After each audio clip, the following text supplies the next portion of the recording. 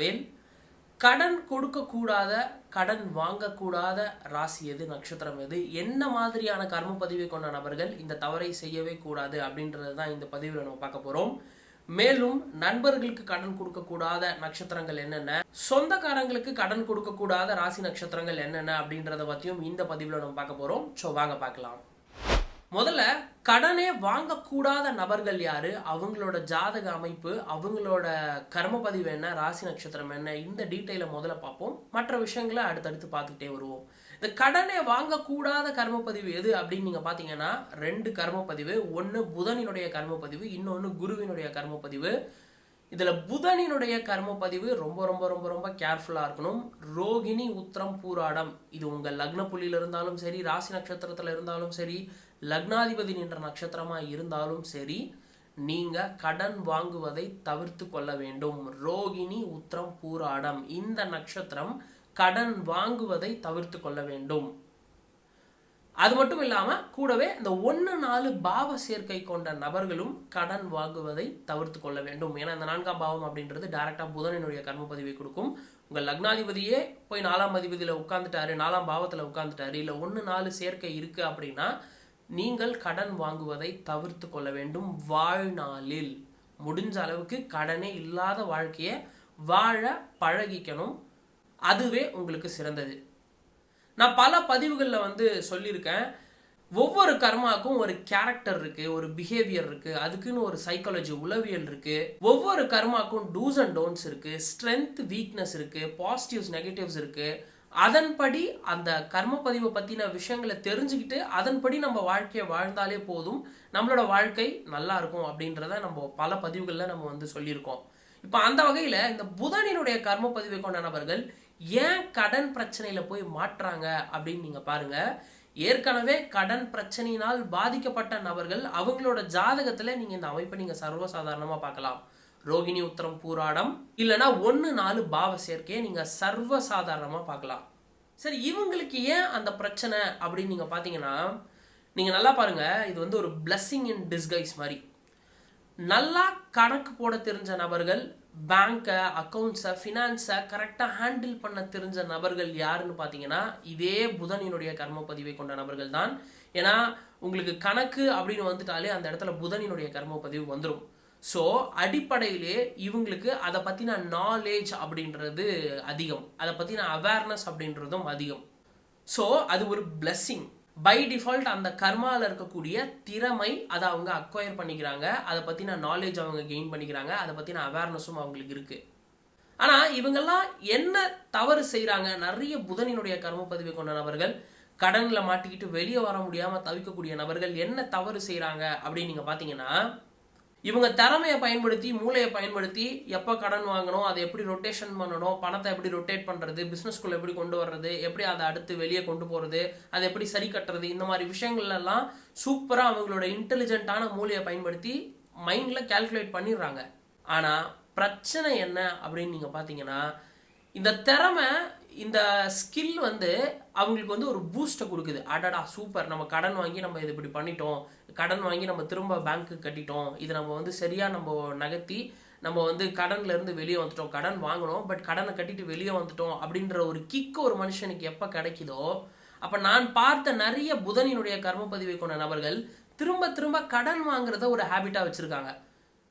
Bank அக்கௌண்ட்டில் போதுமான அளவு பணம் இருந்தாலும் கிரெடிட் கார்டு எப்படி யூஸ் பண்ணுறது, எந்தெந்த கார்டில் என்னென்ன மாதிரியான ஆஃபர்ஸ் தராங்க, இல்லை எந்த பேங்க்கில் குறைஞ்ச வட்டிக்கு கடன் தராங்க அப்படின்னு அந்த அந்த கணக்கு போடுற புத்தி பார்த்தீங்கன்னா திரும்ப திரும்ப அவங்கள கடனாளி ஆக்கிக்கிட்டே இருக்கு. எனக்கு தெரிந்த ஒரு நபர், அவரோட கதையை நான் சொல்கிறேன். ஆக்சுவலாக அந்த நபரோட வாழ்க்கை அப்படின்றது இங்கே நிறைய பேருக்கு ஒரு பாடமாக இருக்கும். அது என்ன அப்படின்றத நான் சொல்கிறேன். ஒரு நபர், அவர் அவருக்கு புதனோட கர்மப்பதிவு அப்படின்றது இருக்குது. அவர் காலகாலமாக கடன் வாங்கி அதை பிஸ்னஸ்குள்ளே போட்டு அதை மல்டிப்ளை பண்ணி கடன் கட்டி திரும்பவும் கடன் வாங்கி அதை திரும்பவும் பிஸ்னஸில் போட்டு மல்டிப்ளை பண்ணி அவர் ஒரு லைஃப் ஸ்டைலை வாழ்கிறாரு. ஆரம்ப காலகட்டத்தில் ஒரு 20,000 ஒரு 50,000 சம்பாதிக்கக்கூடிய ஒரு தொழிலை அவர் பார்க்குறாரு. அவர் பார்க்குறாரு, இதில் இன்னும் நம்ம பணம் சம்பாதிக்கிறதுக்கு ஸ்பேஸ் இருக்குது, வேக்கம் இருக்குது, நம்ம நினச்சோம்னா ஒரு 1 லட்ச ரூபா வரைக்கும் சம்பாதிக்கலாம் அப்படின்னு சொல்லி பேங்க்ல ஒரு 3 லட்சம் கடன் வாங்குறாரு. அந்த கடனை அவர் சக்ஸஸ்ஃபுல்லாக ரீபே பண்ணிடுறாரு. அண்ட் அவரோட பிஸ்னஸும் அடுத்த லெவலுக்கு போகுது. சரி, அடுத்த லெவலுக்கு போகும்போது பிஸ்னஸில் சம்பாதிக்கிற பணத்தையே திரும்ப உள்ளே போட்டு அவங்க மல்டிப்ளை பண்ணி மேலே வர்றதை தவிர்த்து இவர் என்ன பண்ணுறாரு, முதல்ல 3 லட்சம் கடன் வாங்கினாரு, இப்போ 10 லட்சம் வாங்குறாரு, திரும்பவும் அதை தொழிலில் போடுறாரு, அப்புறம் 1 கோடி வாங்குறாரு. இன்னைய தேதிக்கு அவருக்கு இருக்கக்கூடிய கடன் வந்து பார்த்தீங்கன்னா 22 கோடி. இப்போ இவங்க மாதம் எவ்வளோ சம்பாதிக்கிறாங்க அவங்க தொழிலிருந்து அப்படின்னு நீங்கள் பார்த்தீங்கன்னா 4.5லிருந்து ஒரு 5 லட்சம், இல்லைன்னா சில சமயம் ஒரு 6 லட்சம் சம்பாதிப்பேன் சார் மாதம், செலவெல்லாம் போக மாதம் வந்து கையில் இருப்பா அவ்வளோ இருக்கும் அப்படின்னு சொல்லி சொல்கிறாங்க. ஆனால் அவருக்கு கடன் எவ்வளோ இருக்குது அப்படின்னு நீங்கள் கேட்டிங்கன்னா 22 கோடி இருக்கான். எல்லா ப்ராப்பர்ட்டியும் எல்லா அசட்டும், ஏன் அவர் தொழில் செய்யக்கூடிய அந்த இடம் கூட பேங்க்கில் பிளட்ஜ் பண்ணி அதுக்கும் ஒரு கடன் வாங்கியிருக்காரு. ஸோ இப்போ அவரை சுற்றி கடன் தான் இருக்குது. பிஸ்னஸ் டெவலப் ஆக வாய்ப்பு இருக்கான்னா, எஸ், பிஸ்னஸ் டெவலப் ஆக வாய்ப்பு இருக்குது. பிஸ்னஸில் அவர் வளரவும் வாய்ப்பு இருக்குது. ஏன்னா அப்படி தான் அவர் வளர்ந்து வந்திருக்காரு ஒரு ஷார்ட் ஸ்பேன் ஆஃப் டைமில். ஆனால் அவருக்கு கடன் அதுக்கு மேலே இருக்குது. அவர் சம்பாதித்த சம்பாத்தியத்தை விட அவருக்கு இருக்கக்கூடிய கடன் அப்படின்றது வந்து ரொம்ப ரொம்ப அதிகமாக இருக்குது.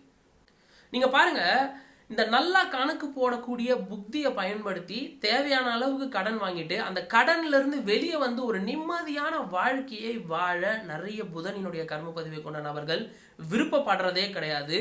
மேலும் மேலும் கடன் வாங்கி அந்த பிஸ்னஸை டெவலப் பண்ணும், இல்லை வந்து அடுத்த லெவலுக்கு போகணும் அப்படின்ற சிந்தனை இவங்களுக்கு இருக்குது.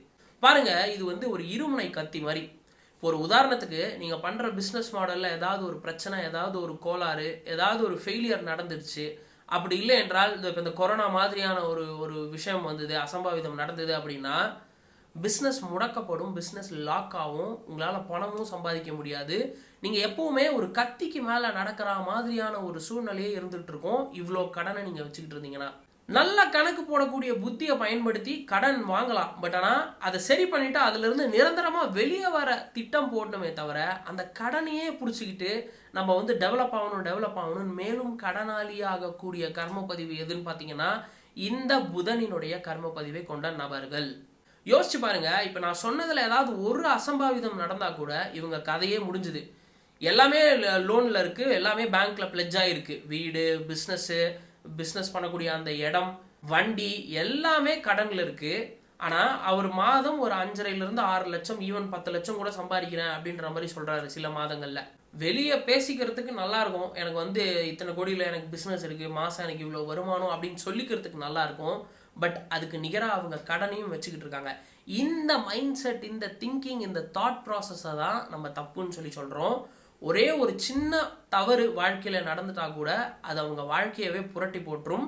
மேற்கொண்டு நீங்கள் பாருங்கள், இவரால் நல்லா கடனை மேனேஜ் பண்ண முடியுது, இவரால் கடனை ஹேண்டில் பண்ண முடியுதுன்னு இவர் வந்து கடன் வாங்குறாரு. நாளைக்கே இவர் இல்லைன்னா அவ்வளோ கடனும் யாருக்கு போகும்? அவங்க குடும்பத்துக்கு தான் போகும். அவங்க பிள்ளைகள் தான் அதை தூக்கி சுமக்க வேண்டியது வரும்.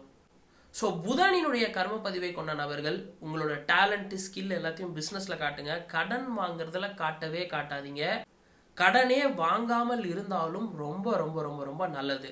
அன்ன தேதிக்கு கையில் காசு இல்லாத போது வயிற்றுல ஈர துணி கூட கட்டிட்டு படுத்துக்கலாம். பட் ஆனால் கடனே வாங்கக்கூடாது அப்படின்ற பாலிசியை உங்கள் லைஃப்பில் நீங்கள் அடாப்ட் பண்ணிக்கல அப்படின்னா வாழ்க்கை முழுக்கவும் கடனில் தான் போகும். அது உங்களை மட்டும் பாதிக்காது, உங்களோட அடுத்த தலைமுறையும் பாதிக்கும்.